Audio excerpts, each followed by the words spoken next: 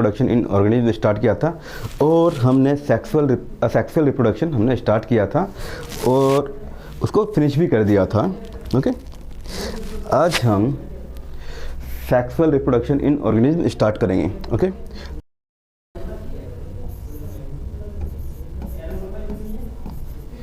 Sexual reproduction in organism. Okay, ये आज का हमारा टॉपिक है। ओके, तो आज हम स्टार्ट करते हैं सेक्सुअल रिप्रोडक्शन क्या होता है, इसके कुछ बेसिक फीचर्स और इसमें कौन कौन सी प्रोसेस होती है वो हम स्टार्ट करेंगे। ठीक है, तो हमने जब लाइफ स्पान की बात करी थी, राइट, हमने किसकी बात करी थी? लाइफ स्पान की। आपको याद होगा लास्ट क्लास में हमने लाइफ स्पान की बात करी थी। लाइफ स्पान में हमने बताया था बर्थ होती है, बर्थ के बाद जुवेनाइल फेज आती है या जुवेनाइल स्टेज आती है। ओके, जुवेनाइल फेज या स्टेज होती है। ओके, इसके बाद हमारे पास आती है reproductive phase.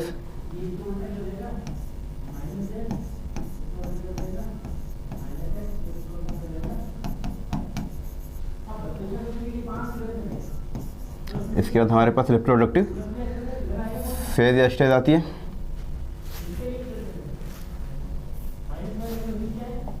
Reproductive stage, then ageing,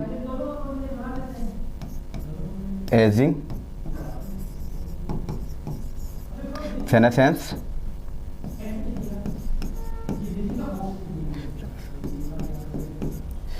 and finally death. Okay, ये स्टेज आती हैं। और डेथ जो होती है, यहाँ पे नेचुरल डेथ की बात की थी हमने। ओके, वो क्या था? Natural death.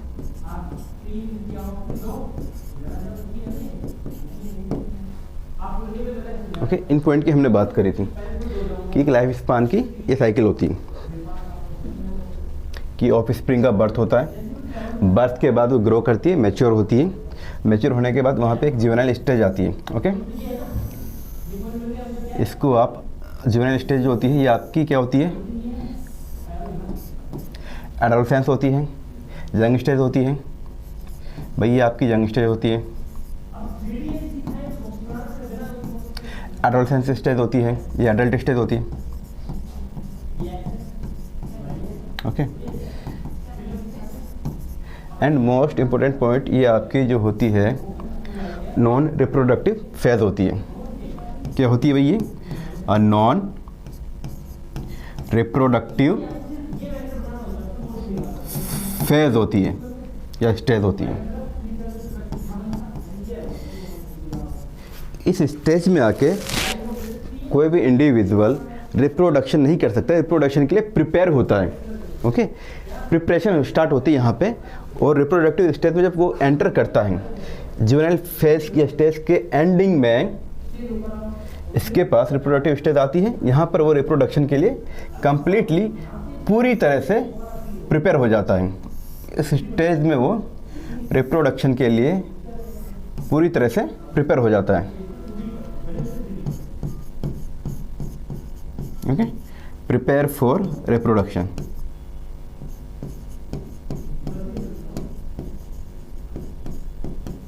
ओके, ये पॉइंट हम देख चुके थे। ओके, ये पॉइंट है। फिर धीरे धीरे सेल डीके होने लगती है। ठीक है, सेल की जो कैपेबिलिटी होती है, मेटाबॉलिक एक्टिविटी होती है, वो धीरे धीरे कम होने लगती है। फाइनली एक ऐसी स्टेज आती है सीनेसेंस जहाँ पे वो कंप्लीटली डिके हो जाती है, वहाँ पे वो दोबारा रिकवर नहीं हो सकती। ओके, फिर ओल्ड एज आती है। ओल्ड एज के बाद पर्सन डेथ को मूव कर जाता है या उसकी नेचुरल डेथ हो जाती है। ओके, कुछ बुक में एजिंग और सीनेसेंस को एक ही बताया गया है और कुछ बुक में अलग बताया गया है। ओके, ये पॉइंट है। तो हम यहाँ बात करते हैं रिप्रोडक्टिव स्टेज। पर्सन रिप्रोडक्शन करेगा, पर्सन या इंडिविजुअल रिप्रोडक्शन स्टेज में जाएगा, देन वो रिप्रोड्यूस करेगा, उसने रिप्रोड्यूस किया। अब मोड ऑफ रिप्रोडक्शन हमने बात करी थी, कौन कौन से मोड होते हैं, देन वो वापस बर्थ करेगा। ओके, वापस वो क्या करेगा, बर्थ करेगा, रिजनरेट करेगा। तो मोड ऑफ रिप्रोडक्शन में हमने देखा था, यहाँ पे हमारे पास क्या थे, sexual mode of reproduction, sexual and asexual. ये हमारे पास दो टाइप के रिप्रोडक्शन मोड्स हैं, राइट।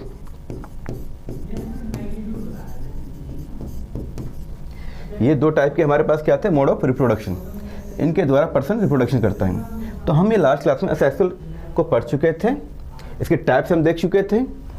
अब हम बात करते हैं अब हम बात करते हैं सेक्सुअल रिप्रोडक्शन की। Got it, right. यहाँ तो कोई डाउट?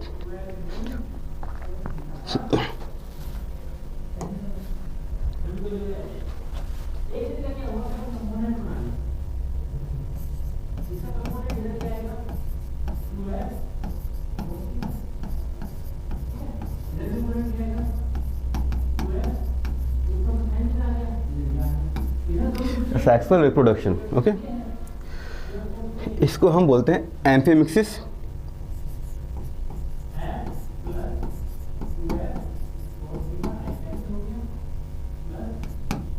ओके, क्योंकि यहाँ पे एम्फीमिक्सिस होता है, ओके, या एम्फीजेनेसिस।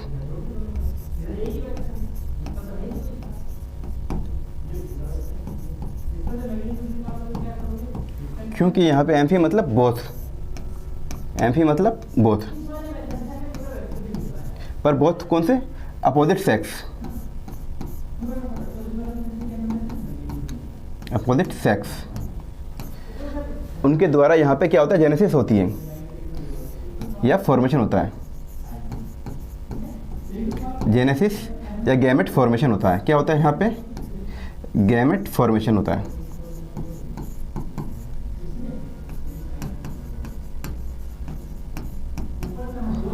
यहाँ पे इस प्रोसेस में अपोजिट सेक्स के द्वारा गैमेट का फॉर्मेशन होता है। अपोजिट सेक्स कौन कौन से हमारे पास यहाँ पे, मेल एंड फीमेल, राइट।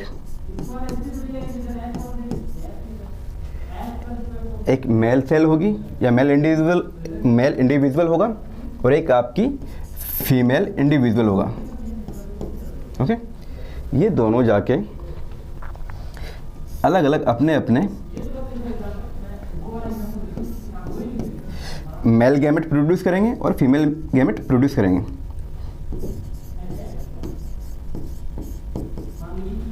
ये मेल सेल जो होती है वो मेल गैमेट का फॉर्मेशन करेगी, फीमेल सेल जो होती है वो फीमेल गैमेट का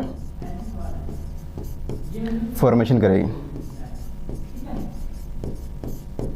okay,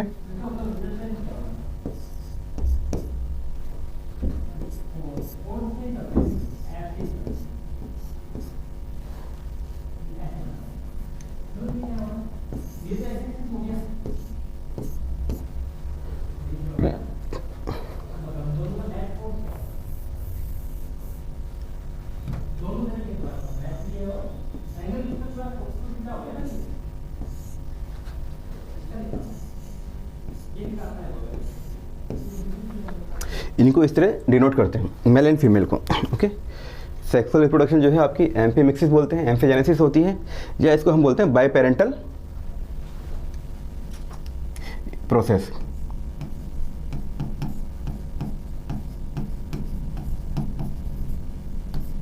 okay, biparental process. यहाँ पे दोनों पेरेंट्स का इन्वॉल्वमेंट होता है, इसलिए इसको हम बोलते हैं बाय पेरेंटल प्रोसेस। ओके, इसके अलावा ये जो प्रोसेस है, सेक्सुअल रिप्रोडक्शन की जो प्रोसेस है,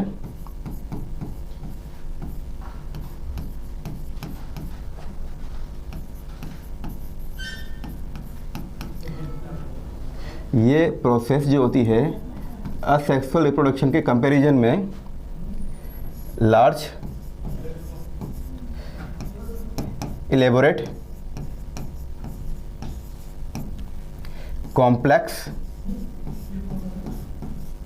एंड स्लो होती है। ओके।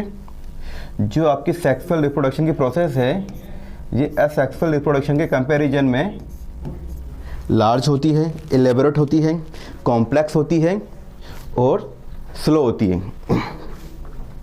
स्लो क्यों होती है, लार्ज क्यों होती है? क्योंकि यहाँ पर गैमेट का फॉर्मेशन होता है, ओके। देन गैमेट का फ्यूज़न होता है जहाँ पे हमारी पास और फर्टिलाइजेशन होती है। फर्टिलाइजेशन के बाद यहाँ पे एज ए गैमेट के द्वारा जाइगोट का फॉर्मेशन होता है। फिर जाइगोट के बाद ये स्टेज और कॉम्प्लेक्स हो जाती है जहाँ पे जाइगोट में कुछ क्लीवेज होते हैं, ओके। कुछ डिफरेंट स्टेज का फॉर्मेशन होता है, morula, blastula, gastrula. Then zygote के बाद वहाँ पे एम्ब्रियो फॉर्मेशन होता है, ओके। एम्ब्रियो के बाद वहाँ पे एक कंप्लीट इंडिविजुअल या ऑर्गेनिज्म का निर्माण हो जाता है। ये प्रोसेस होती है, ओके। यहाँ तक किसी को डाउट? ओके, यस या नो?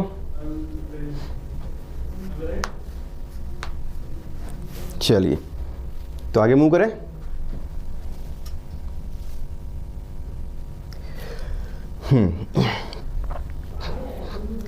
अब इस प्रोसेस में क्या होता है, जो बाई पेरेंट्स होते हैं, जो बाई पेरेंटल स्पीसीज होती हैं,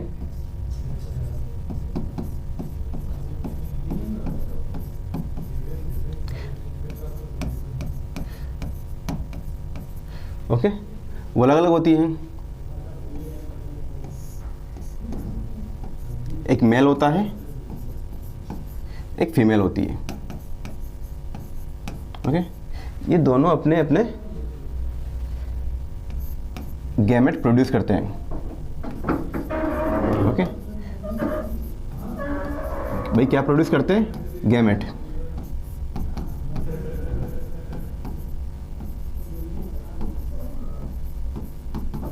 ओके। गैमेट जो होता है एक हैप्लॉइड सेल होती है। गैमेट जो होता है वो एक हैप्लॉइड सेल होती है। गैमेट क्या होता है भाई? हैप्लॉइड सेल होती है। ये एन नंबर। और जो ये स्पीसीज हैं, ये जो ऑर्गेनिज्म है फीमेल, ये आपकी एक डिप्लॉइड सेल होती है।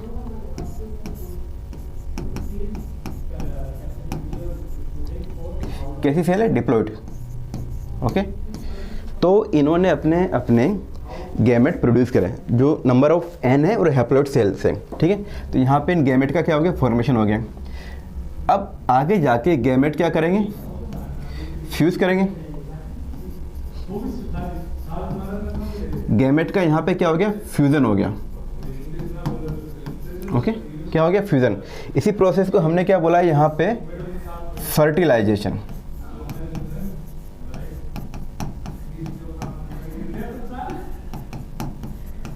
इसी प्रोसेस को हमने यहाँ क्या बोला? फर्टिलाइजेशन। अब जब गैमेट का फॉर्मेशन हो जाता है तो यहाँ पे हमारे पास एक अदर स्ट्रक्चर बन जाती है जिसे हम बोलते हैं जाइगोट। क्या बोलते हैं भाई? जाइगोट। जिसका नंबर हमारे पास क्या होता है? 2n। क्यों होता है? क्योंकि यहाँ पर दो गैमेट फ्यूज हो जाते हैं। क्या हो जाता है भाई? यहाँ पे 2 गैमेट्स का फ्यूजन हो जाता है, ओके।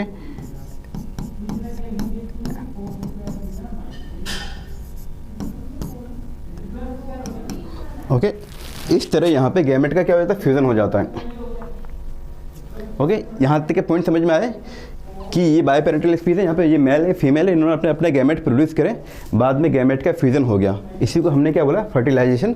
फर्टिलाइजेशन के बाद यहाँ पे हमारे पास एक जाइगोट का फॉर्मेशन हो जाता है।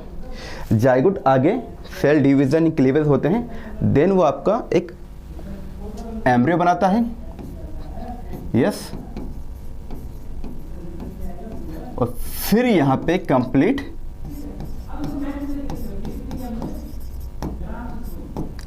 ऑर्गेनिज्म का फॉर्मेशन हो जाता है।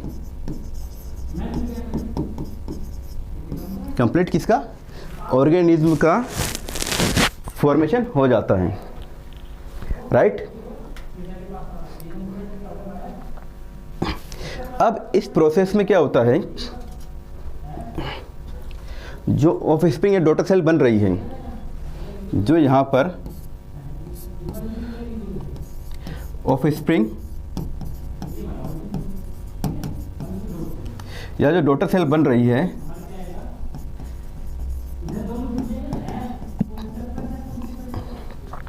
वो पेरेंटल सेल की सिमिलर नहीं होती।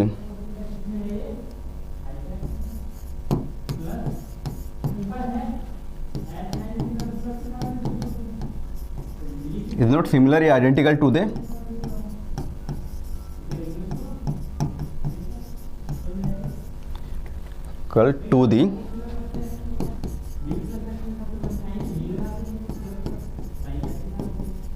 पेरेंटल सेल, क्योंकि यहाँ पर क्योंकि यहाँ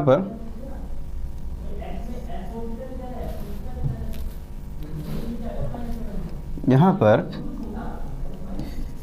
गैमेट फ्यूज होते हैं, gamete fusion here. Okay, it means यहाँ पे gene exchange and gene crossing over होती है।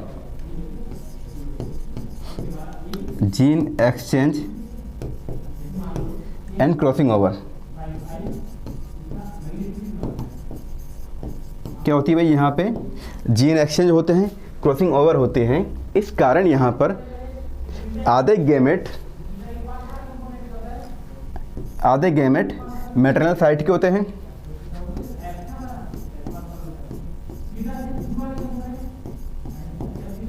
ओके, और आधे गैमेट पैटर्नल साइट के होते हैं, राइट। तो ये बताया ना हमने अभी।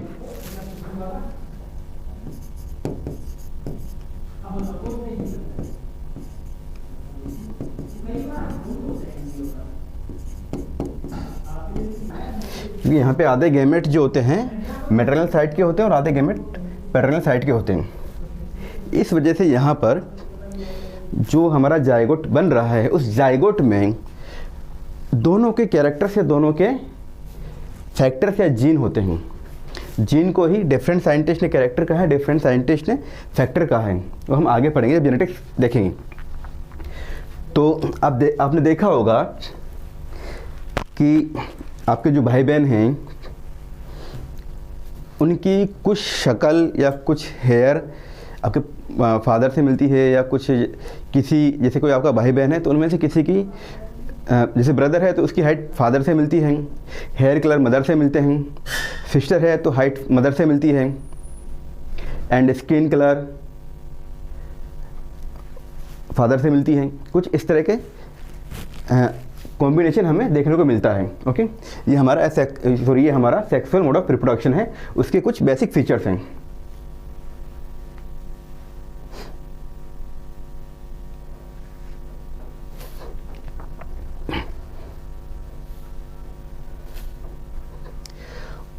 ओके,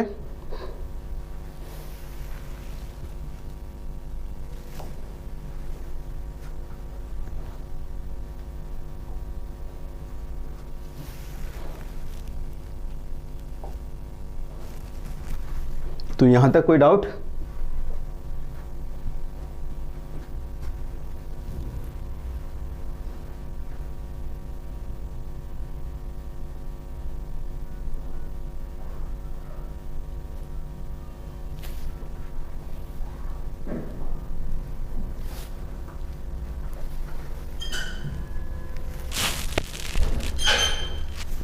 अब जो रिप्रोडक्शन स्टेज होती है,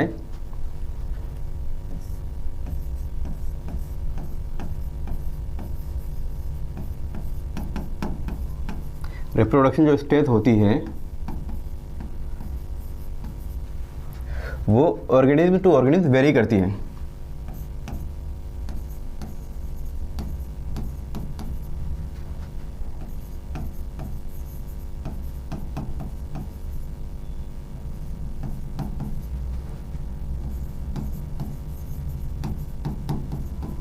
वो ऑर्गेनिज्म टू ऑर्गेनिज्म वेरी करती है, और उनकी स्टेज जो होती है उनके टाइम ड्यूरेशन के अकॉर्डिंग वेरी करती है, variable according to the time duration.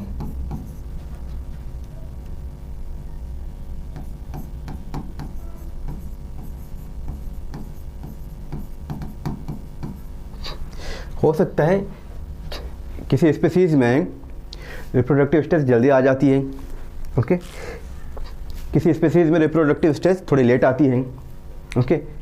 तो रिप्रोडक्शन की जो स्टेज होती है वो ऑर्गेनिज्म में उनके टाइम ड्यूरेशन के अकॉर्डिंग वेरी करती है, ओके। अब प्लांट्स जो होते हैं उनमें रिप्रोडक्शन जो होता है उसे हमें प्लांट के अंदर जो रिप्रोडक्शन होता है उसे हम बोलते हैं सोमेटिक रिप्रोडक्शन, या फिर बोलते हैं वेजिटेटिव रिप्रोडक्शन। सोमेटिक या फिर vegetative reproduction,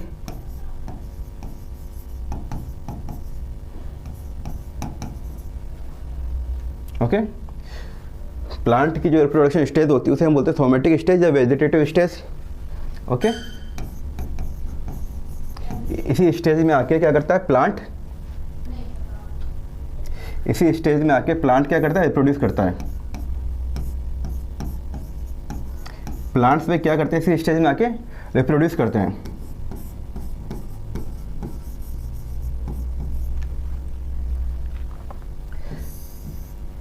okay.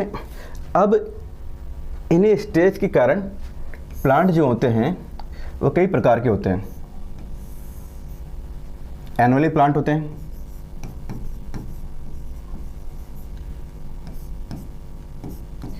Biennial plant होते हैं, एंड पेरिनियल प्लांट होते हैं,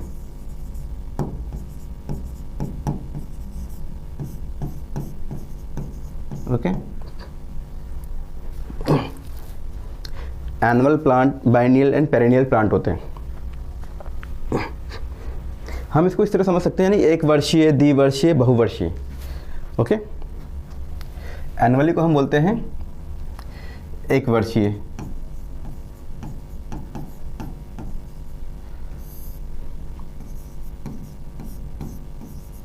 द्विवर्षीय,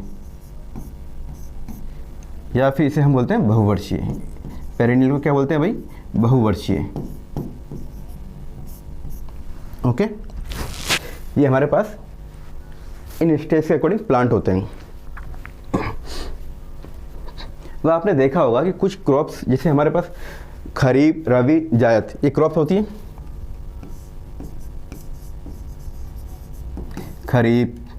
खरीफ की फसल, रबी की फसल,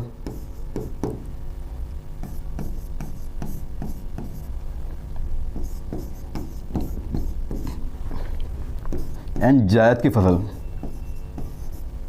यानी क्रॉप्स, खरीफ क्रॉप्स, जायद crops and rabi crops, okay.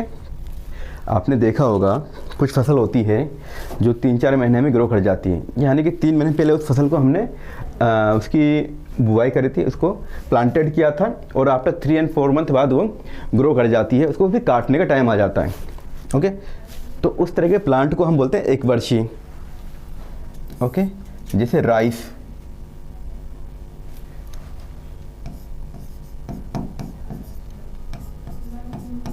Wheat, etcetera. जैसे कि आपने देखा होगा राइस की फसल को हम 3-4 महीने में ही ग्रो कर देते हैं। वीट की फसल आपकी 5 से लेकर 7 महीने के बीच ग्रो कर जाती है, और 5 से 7 महीने में हमको काट देते हैं। सपोज़ इसी तरह आपकी सरसों होती है, सरसों को हमने विंटर सीजन में बोया होता है, और जब समर आती है, लाइक आपकी जब होली आती है, समर आती है, उस समय हम इसको काट देते हैं, ओके। तो 4 to 6 मंथ बाद इसको काट देते हैं, ओके। तो इस तरह की एक वर्षीय फसल को हम क्या बोलते हैं, कभी कभी इनको हम सीजनल क्रॉप्स ही बोल देते हैं, ओके।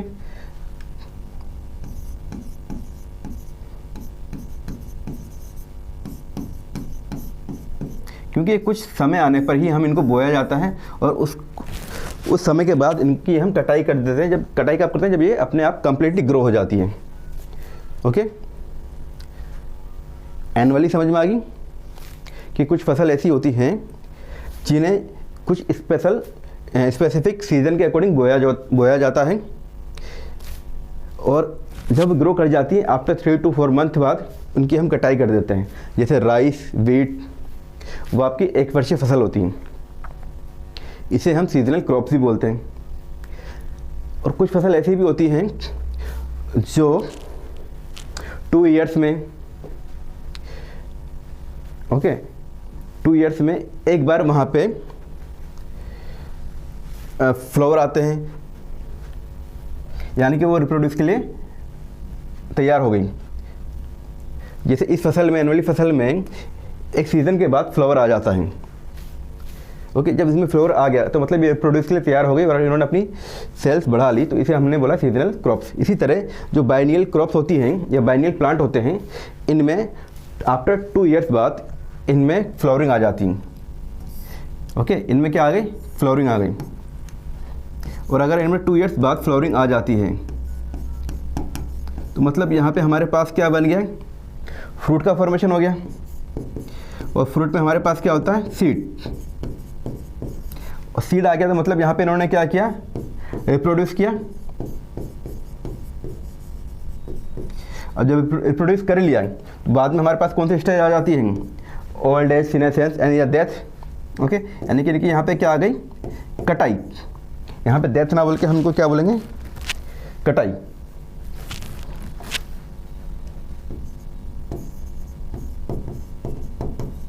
कटिंग। फसल की फाइनली हमने क्या कर दी? कटिंग कर दी। तो बाइनियल प्लांट्स जो होते हैं इनमें फ्लावरिंग आती है, मतलब ये मैच्योर हो गए। मैच्योर होने के बाद यहाँ पे फ्रूट एंड सीड का फॉर्मेशन हो गया और रिप्रोड्यूस किया, इन्होंने अपने सीड का फॉर्मेशन किया, रिप्रोड्यूस किया, देन बाद में हम इनकी कटिंग कर देते हैं। और कुछ प्लांट्स ऐसे होते हैं पेरिनियल प्लांट, इनके हम एग्जांपल देखते हैं।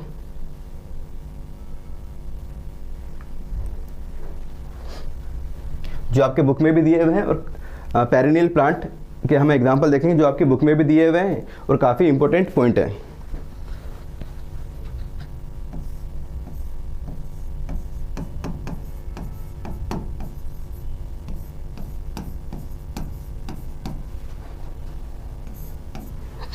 Example first, bamboo.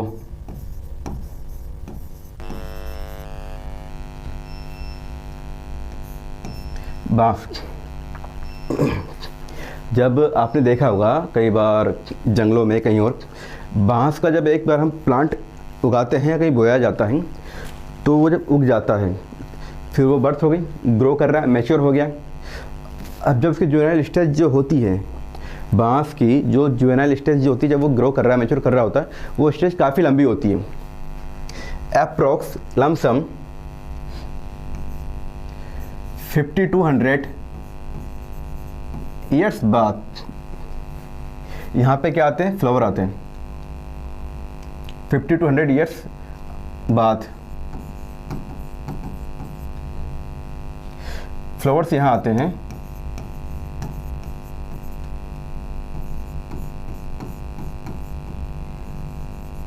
It means ये यहाँ पे रिप्रोड्यूस करता है या रिप्रोडक्शन के लिए तैयार हो जाता है।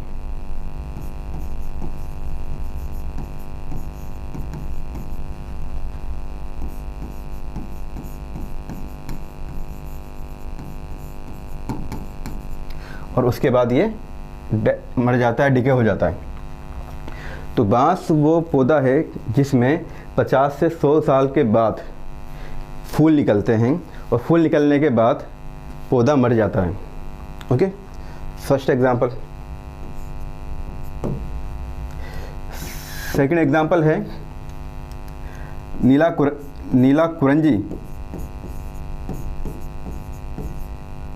कुरेंजी।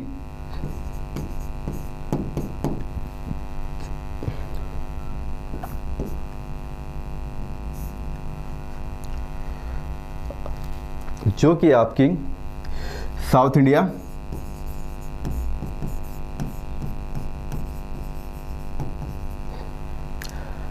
केरला, साउथ इंडिया में Kerala, Karnataka and Tamil Nadu,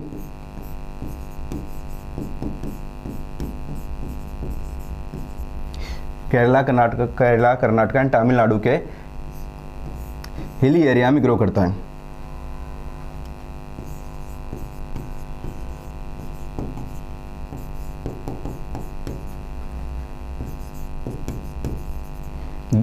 grow in hilly area. Okay, इसका जो फ्लावर होता है वो ब्लू कलर का होता है,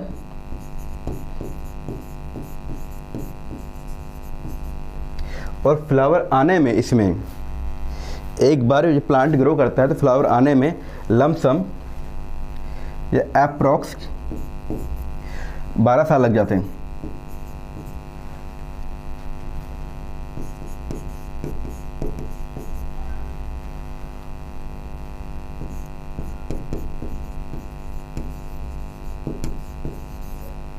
बारह साल बाद यहाँ पे फ्लावरिंग आती है। ओके।